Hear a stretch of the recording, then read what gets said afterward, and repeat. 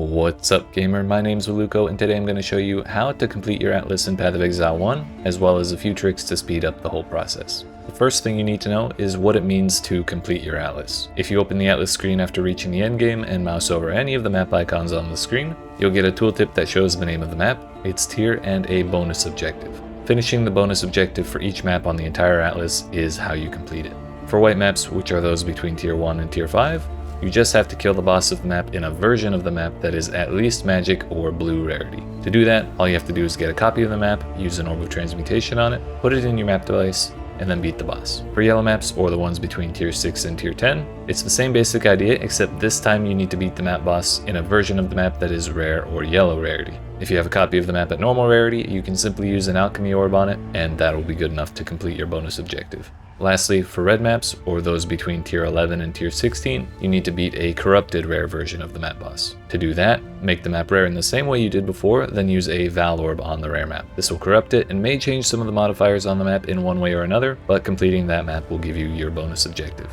If you're unsure whether or not you finished the bonus objective for a map, you can either look for it on the Atlas and check for the golden ring around its map icon, or if you already have a copy of the map, then you can just mouse over that, hold Alt, and the tooltip will show you whether or not the bonus objective is done. Once you finish these objectives for all the maps on the Atlas, then it's done. Next, you need to know why you should be completing your Atlas. Completing the bonus objective on each map will give you 1 point to spend on the Atlas passive tree, which lets you greatly influence the encounters and rewards you find in your maps. It may be overwhelming to look at first, but it's incredibly powerful and you should fill it out as soon as possible.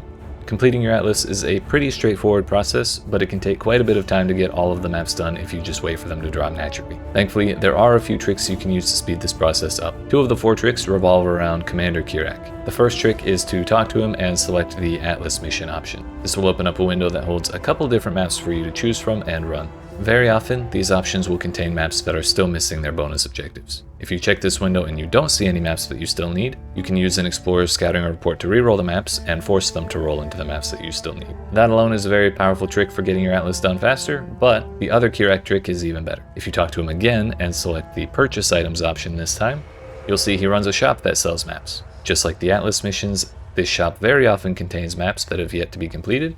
Especially early on, you can get a ton of Atlas progress just by buying new maps from him. The last thing you need to know about this shop is that it resets every single time you open an Atlas mission. So if you check the shop, buy everything you want, then start a new Atlas mission, you can then reopen the shop and find the whole thing refreshed with new maps to buy. So whether you bought all the new maps that he had and you want more, or if he didn't have new maps to begin with, being able to reset the map shop using the Atlas missions will make your life a whole lot easier. The other 2 tricks aren't quite as strong as the ones from Kirac, but they are still useful nevertheless. The first is to use the Atlas passive tree to speed your progression along. If you look at the generic small nodes near the beginning, you'll see that they all give a chance for 1 monster in each of your maps to drop an additional connected map. Most maps on the Atlas are connected to higher tier maps in some way or another, and forcing monsters to drop connected maps gives you a greater chance of getting a copy of those higher tier maps. Additionally, there are a couple nodes a little ways into the tree on the left and right sides called Shaping the Skies and Shaping the Mountains. These nodes and the small nodes leading up to them give the maps that drop in your Atlas a chance to become 1 tier higher than what they otherwise would have dropped at. Getting higher tier maps is good because you're less likely to have those completed if you haven't reached all the way to tier 16 yet. So while you're getting started in your Atlas, it's not a bad idea to spend some of your early points pathing over to those nodes and grabbing some of the connected maps bonuses from the other small nodes.